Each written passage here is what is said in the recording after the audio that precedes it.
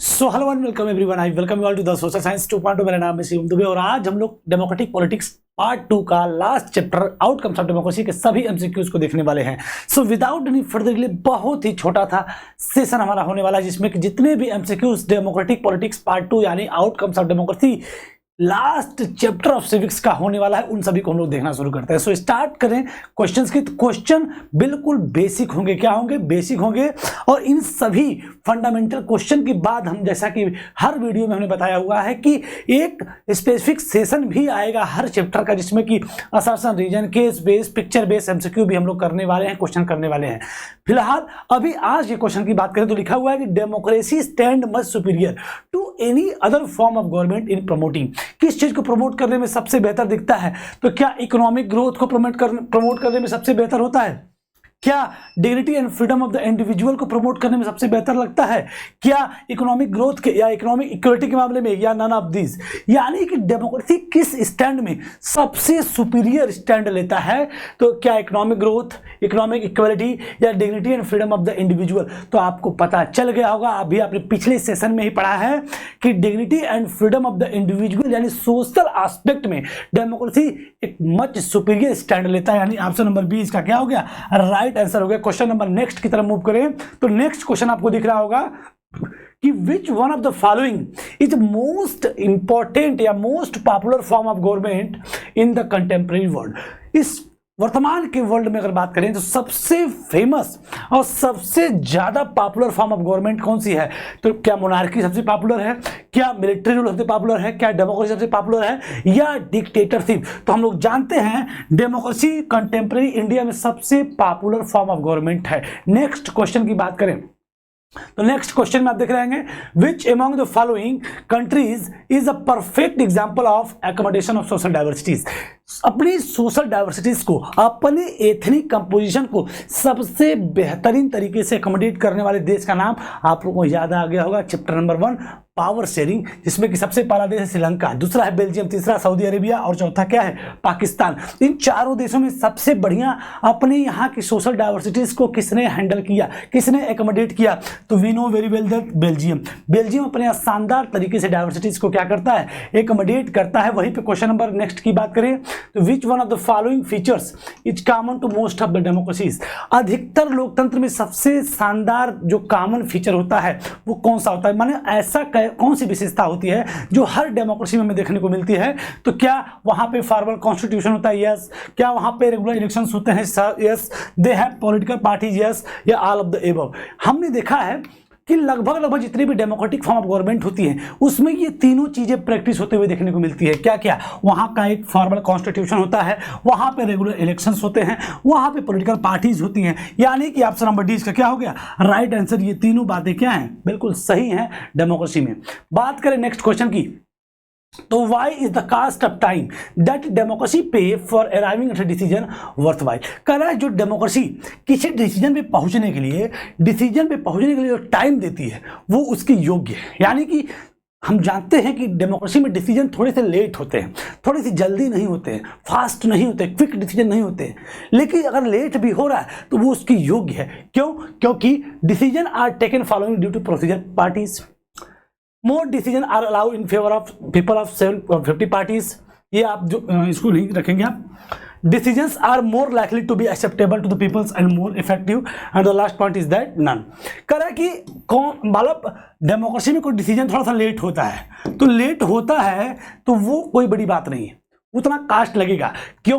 क्योंकि डेमोक्रेसी में जो डिसीजंस होते हैं वो more likely to be acceptable to the people, अधिकतर लोग उसको एक्सेप्ट करते हैं और साथ ही साथ वो डिसीजन क्या होता है? इफेक्टिव होता है। यानी कि ऑप्शन नंबर सी आपका करेक्ट आंसर। अगर आप इसको समझना चाहते हैं तो प्रीवियस वीडियो को आप देख सकते हैं, हमने डिटेल में डिस्कस किया हुआ है। क्वेश्चन नंबर नेक्स्ट की तरफ मूव करें तो नेक्स्ट क्वेश्चन हमारा है which factor is often missing from a non democratic government. कौन सा फैक्टर नॉन डेमोक्रेटिक गवर्नमेंट में मिस दिखने को, मतलब नहीं देखने को मिलता है? कौन सा फीचर?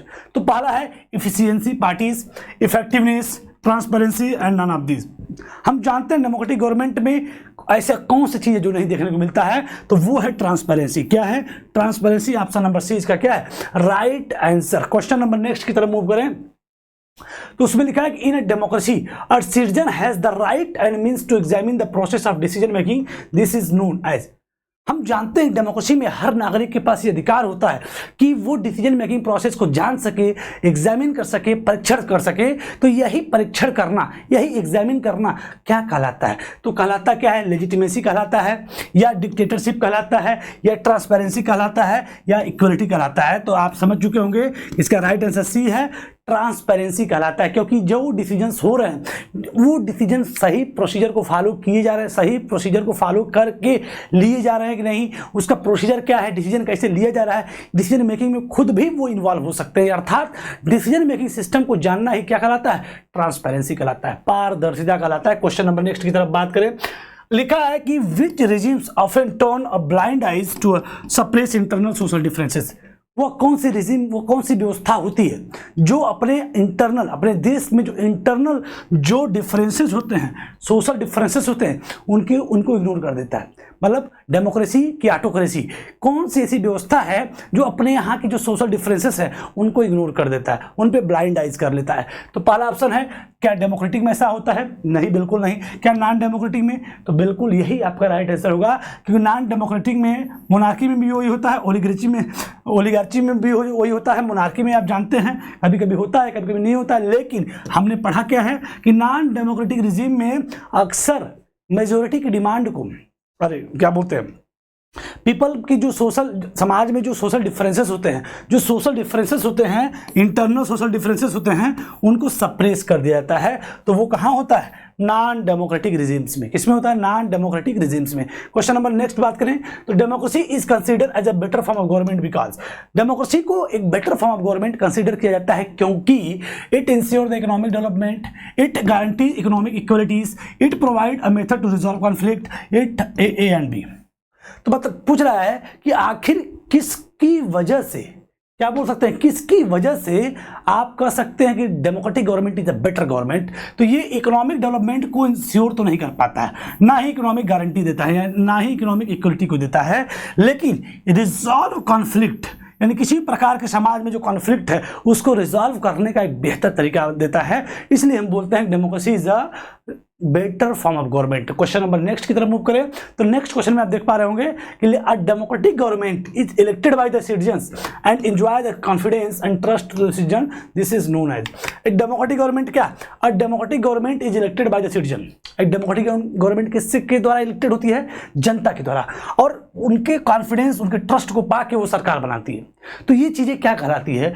तो इससे जो सरकार, मतलब जो सरकार डेमोक्रेटिक गवर्नमेंट बनती है वो लोगों के द्वारा बनती है। किसके द्वारा बनती है? लोगों के द्वारा बनती है। तो ऐसी सरकार क्या कहलाती है?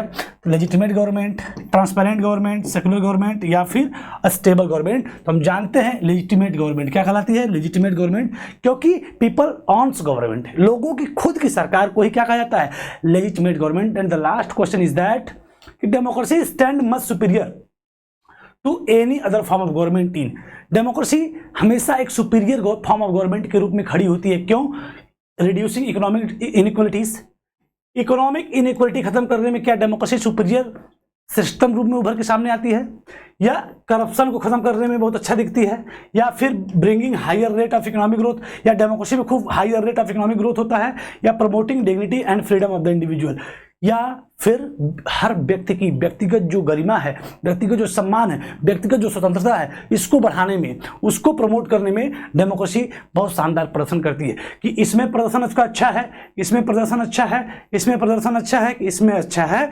तो हम समझ चुके हैं कि हमारा ऑप्शन नंबर डी क्या है? Right answer, to promoting the dignity and the freedom of the individual. इस पैमाने पे डेमोक्रेसी सुपीरियर स्टैंड लेती है। क्या लेती है? सुपीरियर स्टैंड लेती है। सो हाँ, यू होप जितने भी बेसिक क्वेश्चन थे, अभी और भी क्वेश्चंस हम लोग फेस करने वाले हैं, लेकिन फिलहाल इस छोटे से बेसिक सेशन के माध्यम से छोटे मोटे क्वेश्चंस को हमने टच कर लिया। इसके बाद हम लोग जितने पिक्चर बेस है, केस बेस है, असर्शन रीजन, सारे क्वेश्चंस को हम लोग आने वाले सेशंस में करने वाले हैं। फिलहाल I hope democratic politics part 2 आपकी पूरी तरीके से कंप्लीट हुई। इसके बाद हम लेंगे हर चैप्टर का शॉर्ट। इसके बाद शुरू होगी आपकी हिस्ट्री चैप्टर नंबर 1, जिसका नाम होगा the rise of nationalism in Europe. इसी के साथ सेशन को हम साइन ऑफ करते हैं और आपसे कहेंगे पढ़ते रहिए और मस्त रहिए। Thank you everyone.